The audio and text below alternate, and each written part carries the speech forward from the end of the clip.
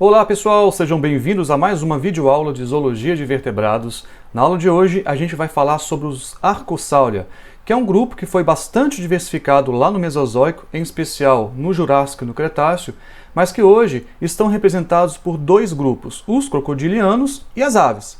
Mas esse grupo, Archossauria, também representou aí os grandes répteis do Mesozoico, os dinossauros, os famosos dinossauros. E hoje nós temos aí uma linhagem sobrevivente dos dinossauros, que são as próprias aves. Então, isso mesmo. As aves são uma linhagem altamente especializada, derivada dos dinossauros saurísquios. Só que na aula de hoje a gente vai dar ênfase ao grupo dos Crocodilomorpha, que é uma linhagem de Archossauria chamado Crurotarsi. Aqui vocês podem ver uma filogenia bastante simplificada de amniota, que eu já apresentei para vocês nas últimas videoaulas, em que nós podemos observar que dentro de amniota nós temos o grupo dos Synapsida, que é uma linhagem que hoje representa aí os mamíferos, e os Diapsídeos, ou Diapsida.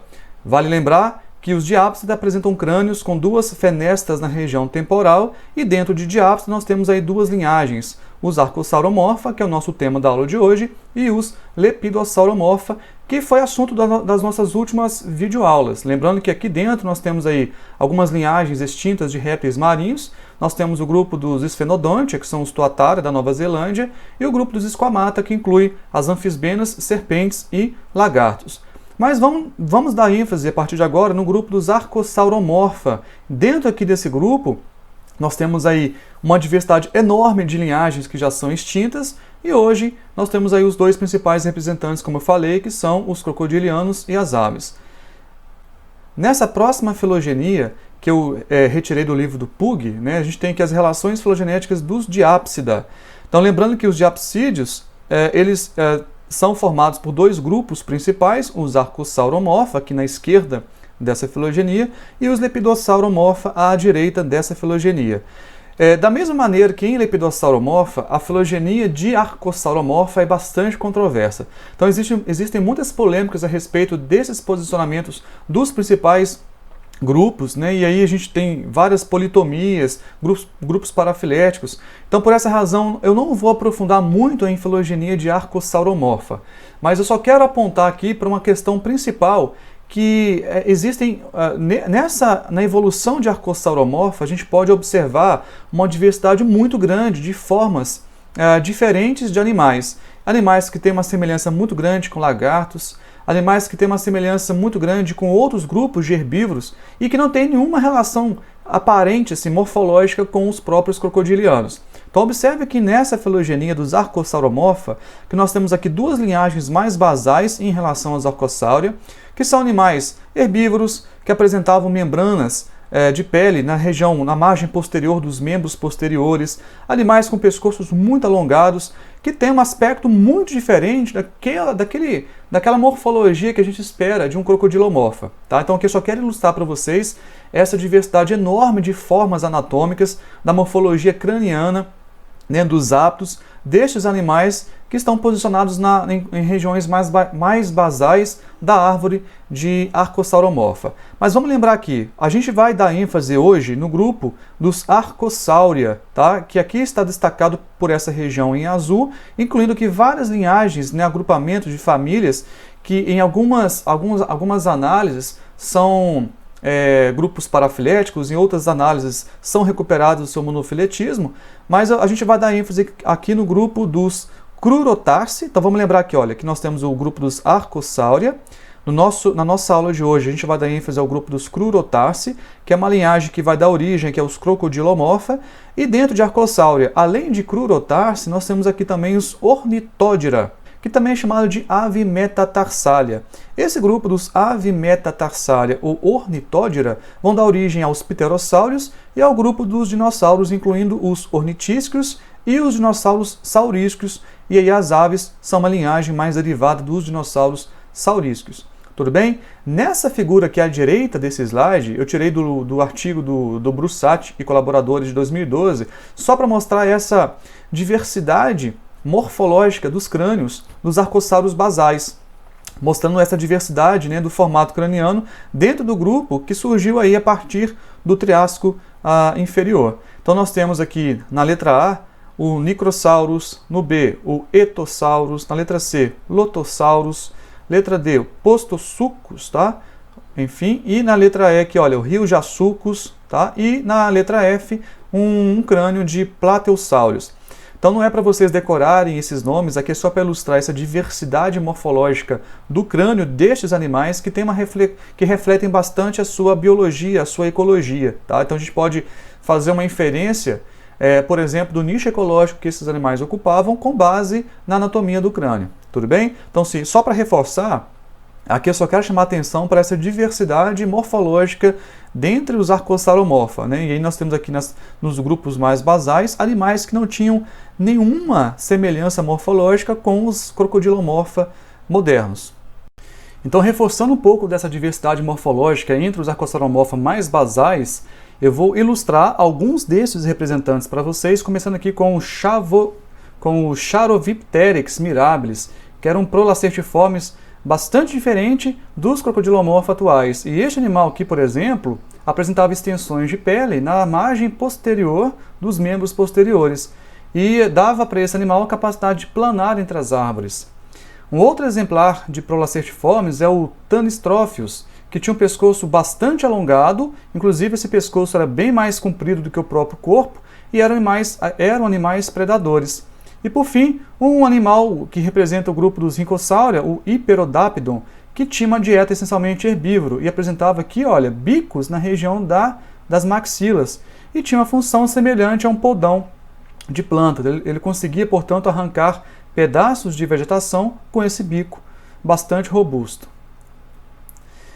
Eu peguei um artigo do Brussati e colaboradores de 2010 para ilustrar um pouco da filogenia de Archosaura. A gente vai deixar os Archosauromorpha, né, para trás, aquelas duas linhagens, né, de Rhincosauria mais os Prolacertiformes, e agora a gente vai dar ênfase no grupo dos Archosaura, que é um grupo um pouco menos inclusivo, certo?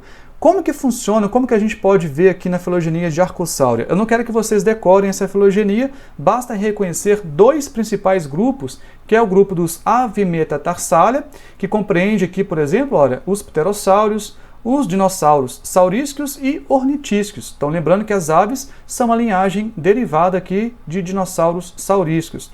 Por outro lado, que é o grupo que nos interessa na aula de hoje, é o grupo dos Crurotarsi, que inclui os fitossauros, que geralmente são colocados em posição mais basal dentro desse grupo, desse clado. Temos os aetossauros, os Crocodilomorpha, que é o nosso foco, os Ornithosuchidae e um grupo aqui, olha, que está representado por várias famílias distintas e vários gêneros, que é o grupo dos Hauisuchia, tá? Hauisuchia. Este grupo dos Hauisuchia, geralmente, ele é tido como parafilético em algumas análises, certo? Mas vamos lá. Crurotarsi é uma linhagem de Archosaura que apresenta uma articulação bastante especializada entre a fíbula e o calcânio. Então aqui tem uma imagem ilustrativa que ilustra a região aqui da fíbula com o calcânio, que tem uma articulação, assim como o astrágalo também tem uma articulação com o calcânio. Esse tipo de articulação em forma de um S, conseguem observar aqui, inclusive entre o astrágalo, né, e o calcânio tem aqui uma região convexa que se conecta com a região côncava do calcânio. Essa é uma condição bastante peculiar entre os Crurotarsi, né, que inclui os Crocodilomorpha, que permite que esses animais consigam movimentar os seus tornozelos de maneira lateral, né, enquanto que nas Avimetatarsalia, esses animais eles se posicionam mais dorsalmente em relação aos metatarsos, certo? Então, aquele padrão típico dos animais que tem uma postura mais bípede, tá? Essa aqui é uma árvore de consenso estrito, né, de 70 árvores mais parcimoniosas, utilizando dados morfológicos. Então vamos fazer agora uma caracterização geral do grupo dos Archosaura. Vocês lembram do padrão básico do crânio dos diapsídeos, né, que apresentavam duas barras temporais, uma superior e a outra inferior, e duas fenestras. No padrão dos Archosaura, além dessas duas fenestras na região temporal, existe uma fenestra entre as narinas e a região das órbitas, chamada de fenestra rostro-orbital ou fenestra antero-orbital. Além dessa fenestra, né, nessa região aqui, olha, nós temos uma outra na região da mandíbula, chamada de fenestra mandibular. Só que esse é o padrão básico dos Archosaura, Lá na evolução do grupo, por exemplo, os crocodilos modernos não apresentam mais essa fenestra na região anterior aos olhos. Da mesma maneira, entre as aves houve fusão de ossos do crânio e mudaram drasticamente o padrão básico do crânio dos arcossáurios. Além dessas características do crânio, existia aqui uma área específica, com uma superfície rugosa na face ventral da diáfise do fêmur, chamada de quarto trocânter, na qual se posicionava o músculo caudifemoral. Então essas são as principais características morfológicas dos arcossáurios, esse crânio típico de ornitossulcos, mostrando esses traços mais basais do grupo dos arcossáurios. Tá? Então lembrando aqui, olha, temos aqui, além dessas fenestras, uma órbita no formato de um triângulo invertido, então uma órbita no formato de um triângulo invertido, além dessa fenestra rosto-orbital. E esse fêmur também com essa região bastante peculiar chamada de quarto trocânter. Bem, Crurotarsi é uma linhagem bastante diversificada. Eu não vou aprofundar muito nessas linhagens mais basais de grupos que já são extintos, mas eu vou só ilustrar alguns representantes, por exemplo, aqui dos fitossáurios, que eram predadores semiaquáticos e tinham uma semelhança muito grande com os nossos gaviais modernos. Apresentavam, portanto, algumas diferenças em relação aos crocodilos atuais, ou crocodilianos atuais. Os fitossáurios apresentavam narinas nessa região mais acima do nível dos olhos, próximo aos olhos, só que localizados um pouco mais acima. Esse é um crânio de fitossauro, mostrando aqui um focinho bem alongado, semelhante a uma convergência em relação aos nossos gaviais, com dentes homodontes, e esse era um animal também bastante grande. A gente vai dar ênfase agora aos crocodilia, em especial, obviamente, aos grupos viventes, certo? A gente vai entender agora um pouco da sua morfologia, ecologia, biologia reprodutiva, um pouco da conservação do grupo. Mas antes de falar sobre isso, eu só quero ilustrar alguns representantes ilustres do Cretáceo, que foi um período que representou o clímax da evolução dos crocodilia.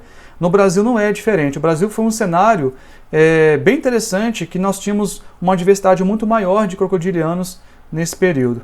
E aqui nós temos um exemplar de Simosuchus clarke, que tinha mais ou menos 1 metro de comprimento e que tem um aspecto bem diferente dos crocodilianos modernos. Os Sarcosuchus, que eram um dos grandes, um dos gigantes daquela época, que chegava aí a 11 metros de comprimento, além do Deinosuchus, que também era um animal de grandíssimo porte, que podia chegar aí aos 12 metros de comprimento. Então são animais que representam linhagens mais basais, mais primitivas de crocodilia, e nem todos eles tinham uma semelhança muito grande com os nossos crocodilianos modernos.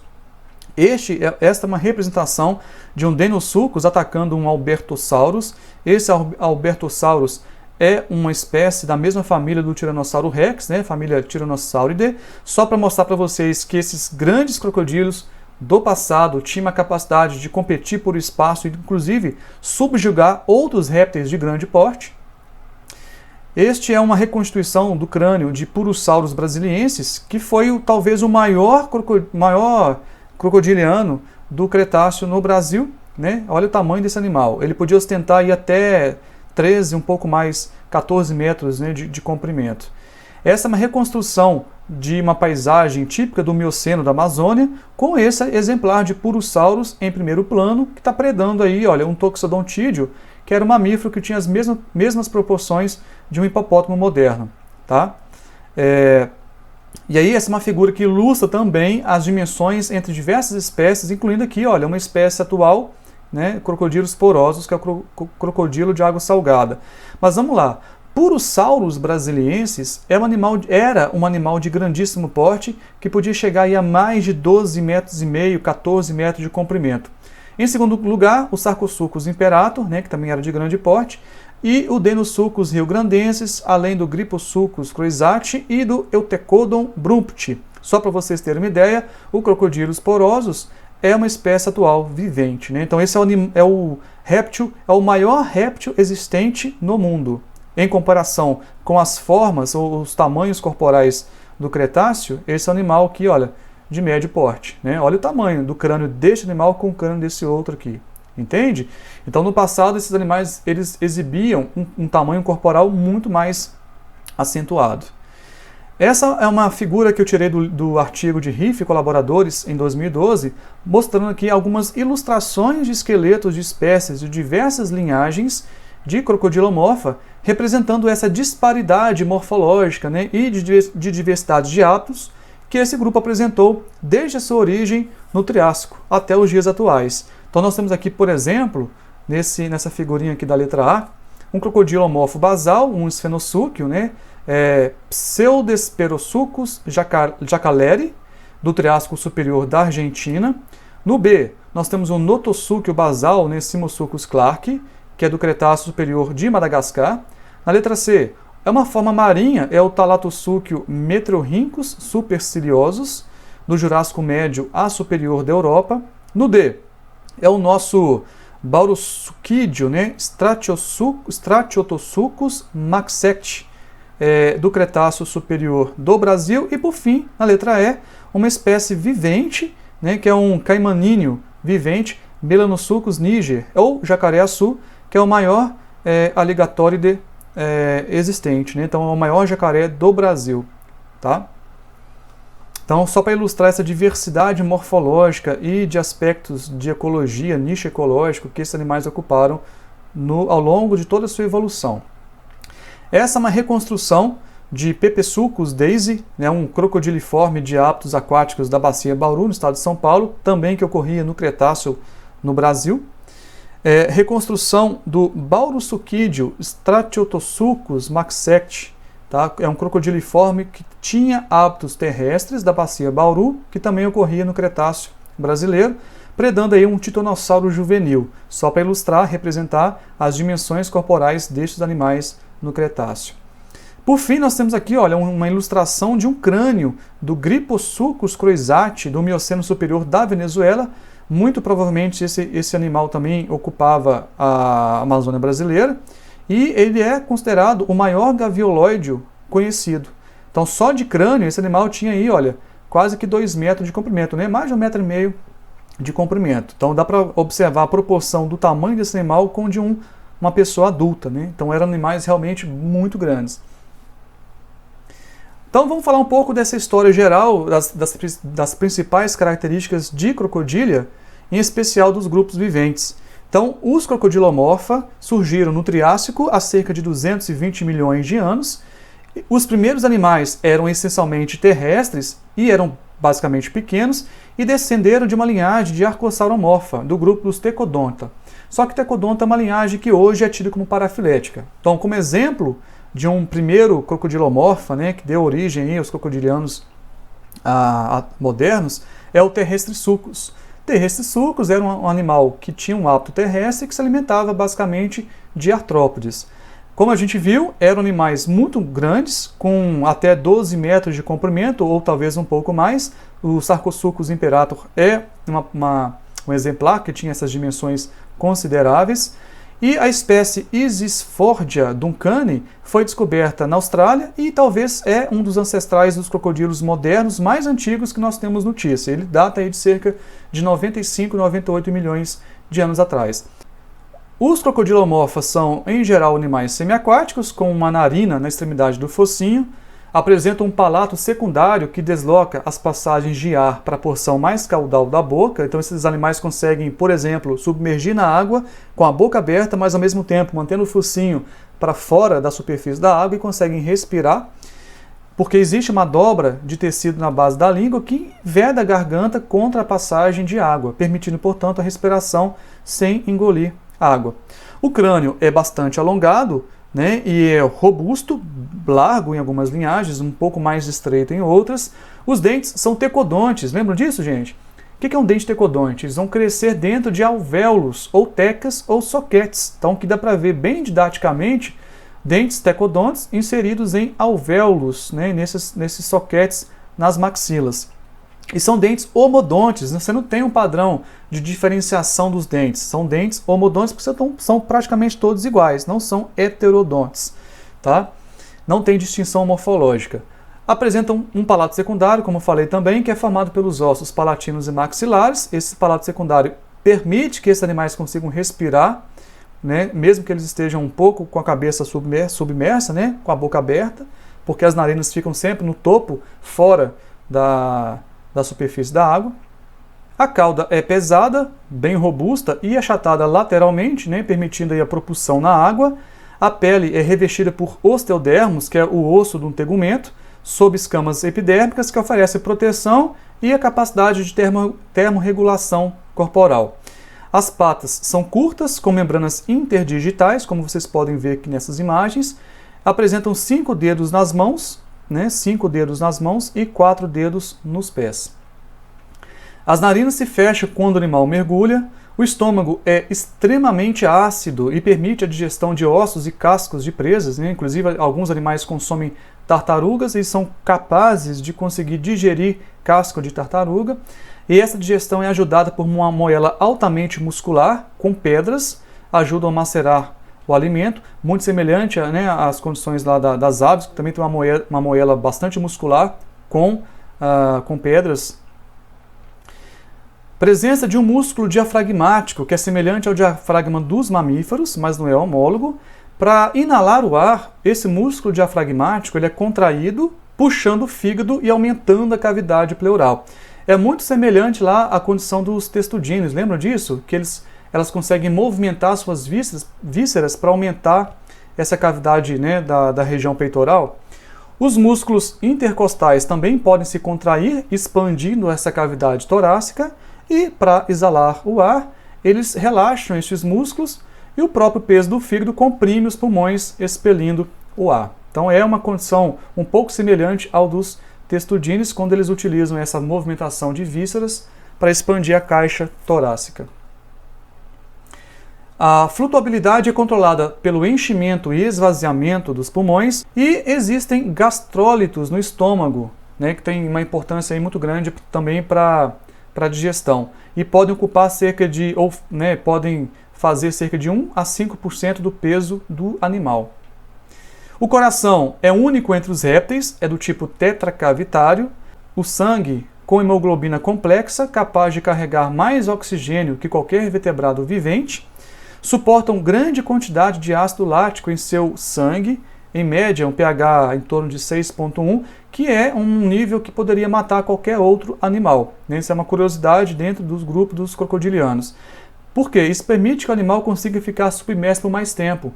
Excretam ácido úrico ou amônia, e esse excesso de sal vai ser liberado ou eliminado através das glândulas de sal que são presentes na boca, só que no grupo ou na família Alligatoridae, essa glândula de sal não existe. Apresentam 3 pálpebras, né, e as 2 pálpebras principais, né, que fecham os olhos nesse sentido, e a membrana nictitante, que fecha nesse outro sentido aqui. Essa membrana nictitante protege os olhos durante a natação. Só que enquanto estão com essa membrana cobrindo os olhos, eles conseguem enxergar um pouco menos, tá? Então conseguem enxergar pouco quando a membrana está sobre os olhos. São espécies carnívoras, predadoras de topo de cadeia alimentar, né, ou predadoras de emboscada. Os animais afogam as suas vítimas, desmembrando-as através de movimentos de rotação. Então, os crocodilos conseguem utilizar a inércia do movimento ali do corpo dos animais, eles conseguem girar esse animal em torno do seu próprio eixo para conseguir tirar pedaços de carne, certo? Não mastigam as presas e costumam engolir pedaços grandes de carne. E o formato do focinho vai refletir a dieta que esses animais apresentam. Então, geralmente, um focinho mais longo e fino reflete uma dieta mais piscívora, e um focinho mais largo, uma dieta mais carnívora. Os machos apresentam um órgão intromitente, chamado de pênis, mas que não é homólogo ao pênis dos mamíferos. Interessante que esse pênis ele fica permanentemente ereto dentro da cloaca, mas quando ele vai copular com a fêmea, ele everte esse pênis para introduzir esse órgão na cloaca da fêmea, levando aí os espermatozoides.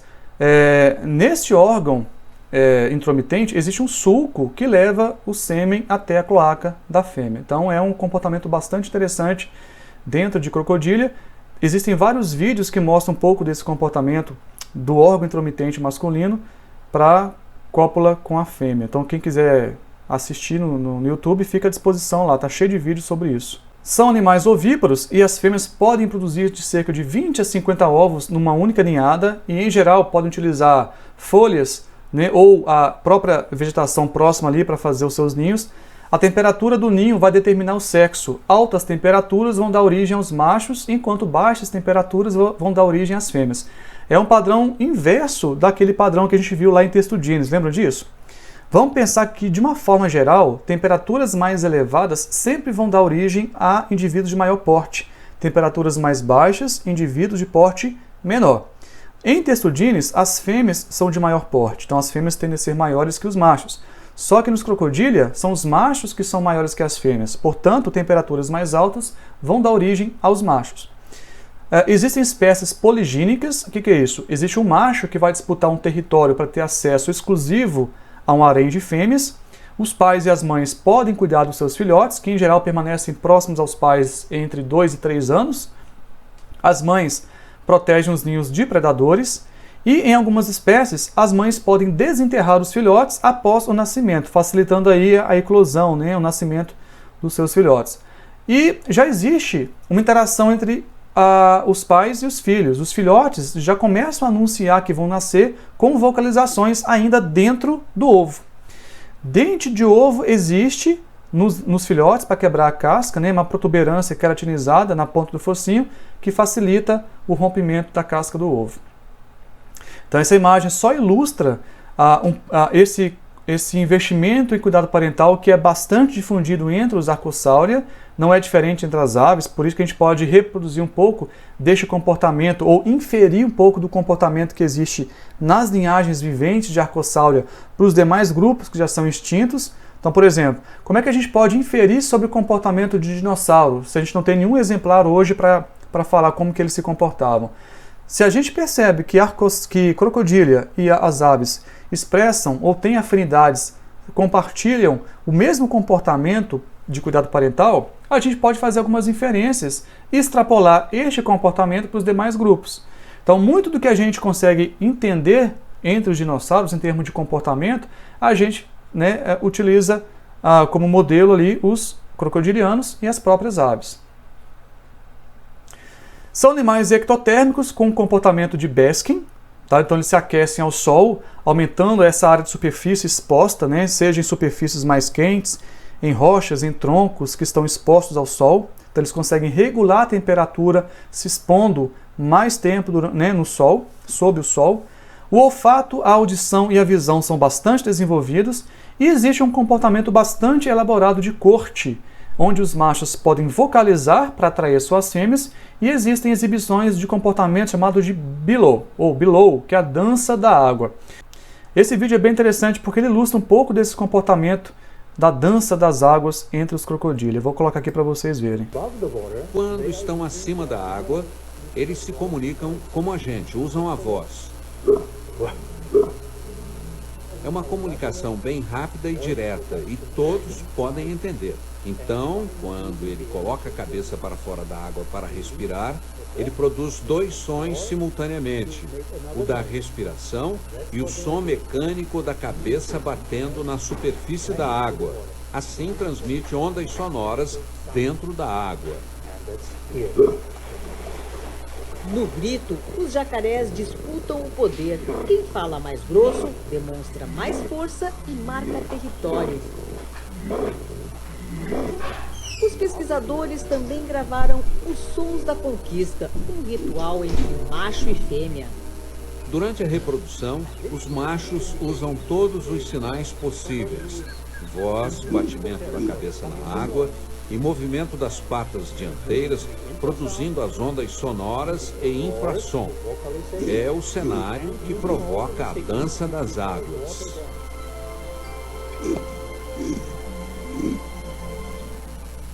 Bem interessante, né? Então esse é um comportamento típico dos machos para atrair suas parceiras durante a época reprodutiva.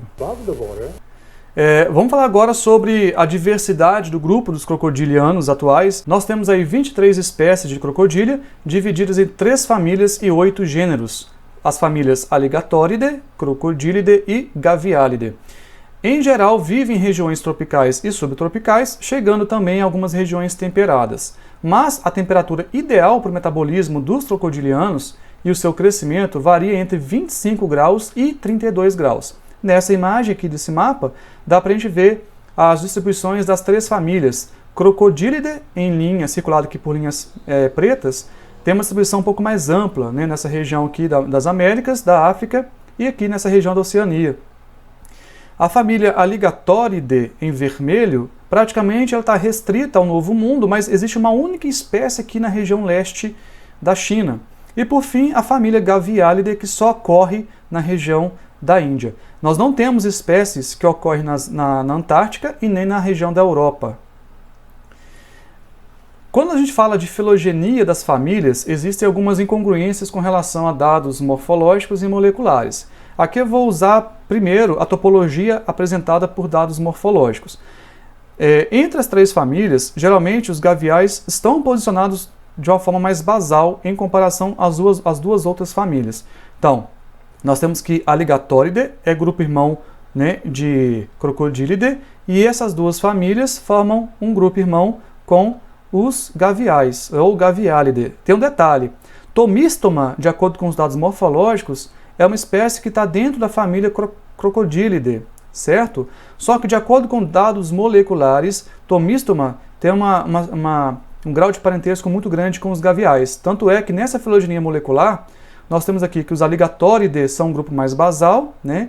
E aí nós temos que Gavialidae forma grupo irmão com Crocodilidae, certo? Então, de novo, olha, Tomistoma é um gênero que já foi incluído, de acordo com a filogenia, usando dados moleculares, dentro de Crocodilidae. Mas, utilizando dados moleculares, Tomistoma agora faz parte da família Gavialidae, certo? Então, existem essas incongruências ainda em relação aos dois tipos de dados que são utilizados para inferir filogenia dos crocodilos modernos. Agora eu vou falar com um pouquinho mais de detalhes sobre essas três famílias de crocodília, começando aí com os gaviais da família Gavialidae.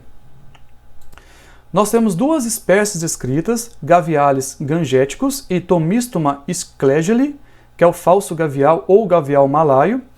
Eles apresentam, em geral, um focinho comprido e estreito, especialmente Gaviales gangéticos, né, que é a espécie que inicialmente foi descrita para a família Gavialidae. Apresenta uma sínfise mandibular um pouco mais alongada, né, que é a fusão entre as hemimandíbulas. As glândulas de sal na língua são pobremente desenvolvidas ou até mesmo ausentes, e a língua não apresenta uma superfície queratinizada. Dentro da família Gavialidae, os dentes dos seus indivíduos, dos seus representantes, são iguais, são homodontes, né? Você não tem um padrão de diferenciação acentuado aqui não. São essencialmente piscívoros, se alimentam de peixes, mas também de anfíbios, e atingem a maturidade sexual, no caso aqui dos machos, entre 15 e 18 anos, e as fêmeas atingem essa maturidade entre 7 e 8 anos. As fêmeas podem colocar de cerca de 35 a 60 ovos numa mesma ninhada, e em geral grande parte do cuidado parental fica restrito às fêmeas. Aí só para ilustrar alguns animais que representam, né, a família Gavialidae, que é o gavial verdadeiro, tem esse focinho mais alongado, né, com os dentes homodontes, todos iguais. Olha, aqui dá para ver com mais detalhes, olha, dentes todos iguais, né, um rosto ou um focinho bem alongado, com as narinas projetadas aqui nessa região mais anterior. E esse é o falso gavial, né, o falso gavial que foi incorporado mais recentemente dentro da família Gavialidae. A segunda família, Alligatoridae, que é a segunda mais diversificada, que representa aí os aligatores, os jacarés e os caimões, só que eu vou falar, né, de uma forma geral como jacaré. No Brasil nós temos 6 espécies, só que existem 8 espécies de água-doce, dos gêneros Alligator, Caimã, Melonosuchus e Paleosuchus. Ocorrem predominantemente no continente americano, no Novo Mundo, embora exista uma espécie restrita no leste da China, como a gente viu lá no comecinho. Apresentam os dentes maxilares expostos quando a boca está fechada. Isso aqui é uma forma de diferenciar jacaré de crocodilo, certo? Em jacarés, em Alligatoridae, os dentes da maxila superior ficam expostos quando a boca do animal está fechada. Dá para ver perfeitamente aqui, né? Olha, tá? Em geral, tá? A maioria. Variam entre 1,5 m e 4 metros de comprimento. Agora eu vou falar sobre as 6 espécies que ocorrem no Brasil, começando aqui pela espécie de jacaré anão, também chamado de jacaré paguá ou jacaré mirim. É a espécie Paleosuchus palpebrosus. É a menor espécie da família dos aligatores, alcançando aí cerca de 1,5 m de comprimento. Os juvenis se alimentam de invertebrados, enquanto que os adultos também se alimentam de invertebrados, mas também podem incorporar peixes na sua dieta e abrigam-se em tocas durante o dia. Então aqui nesse mapa dá para vocês verem a região destacada em verde é o local onde eles podem ser encontrados, né? O local de ocorrência. Segunda espécie, Melanosuchus niger, que é o jacaré-açu. É o maior jacaré da família Alligatoridae, né? Então eles podem atingir um porte muito grande. São predadores de topo de cadeia, inclusive podem predar outros predadores como jiboias, né? Como onças, enfim. Normalmente se alimenta de pequenos animais como tartarugas, peixes, capivaras e veados. É uma espécie que já esteve à beira da extinção devido ao valor comercial da sua carne e do seu couro. E esse couro tem uma cor negra, né? Especialmente negra. Atualmente encontra-se protegida e a sua população está estável no Brasil. É, como eu falei, a maior espécie de jacaré, podendo atingir aí, olha, até 4,5 metros, 5 metros de comprimento e mais de 300 quilos.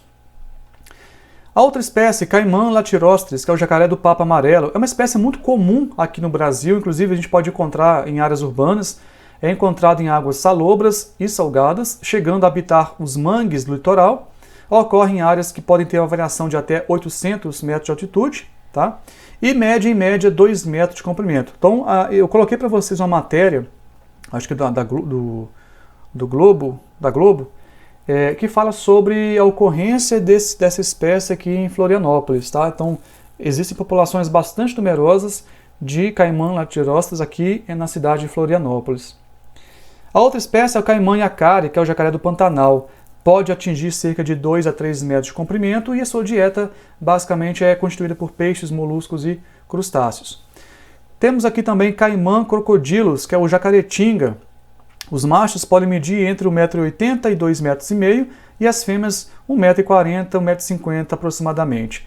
E alimentam-se também de crustáceos, peixes, anfíbios, répteis, aves e também pequenos mamíferos. A última espécie, que é o Paleosuchus trigonatus ou jacaré coroa, é uma espécie encontrada mais restrita, aqui endêmica da Amazônia, né, em vários países, mas do bioma amazônico.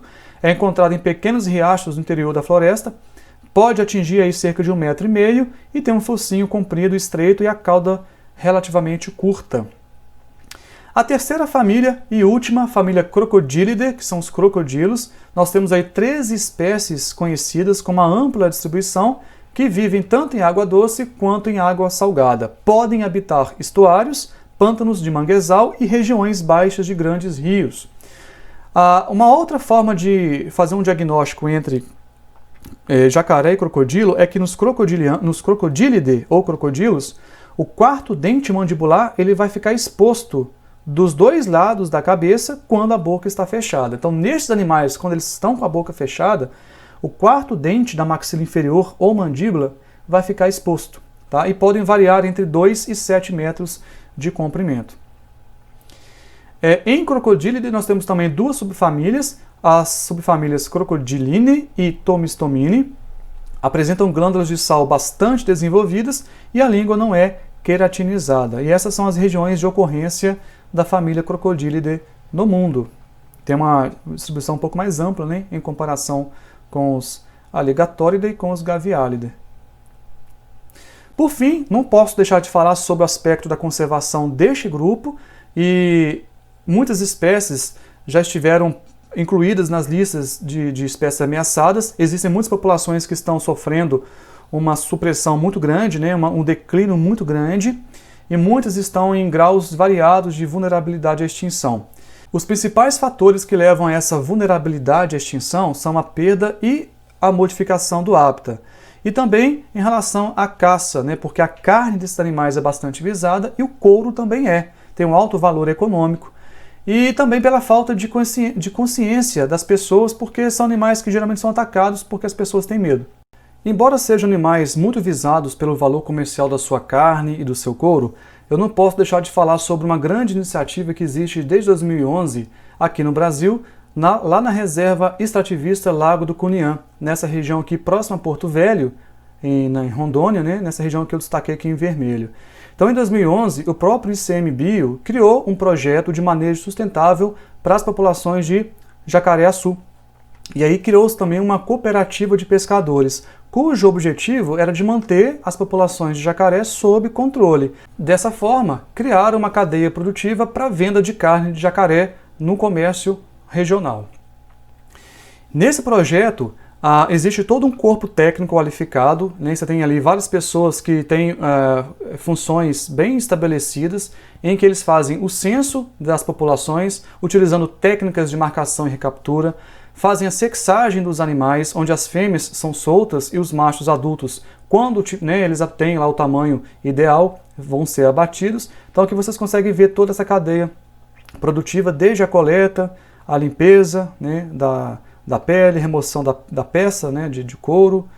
Para vocês terem uma ideia, cerca de 700 jacarés são abatidos em média por ano e eles conseguem produzir aproximadamente 3 toneladas de carne, e sendo que cada quilo de carne é vendida por R$20 e cada peça de couro é vendida por R$130. Muito provavelmente esses valores podem estar desatualizados, mas só para ilustrar que é um comércio bastante promissor para as populações locais. Então, pessoal, é isso aí. Eu espero que vocês tenham gostado dessa aula. A gente vai falar um pouco mais do grupo dos Archosaura nas próximas videoaulas.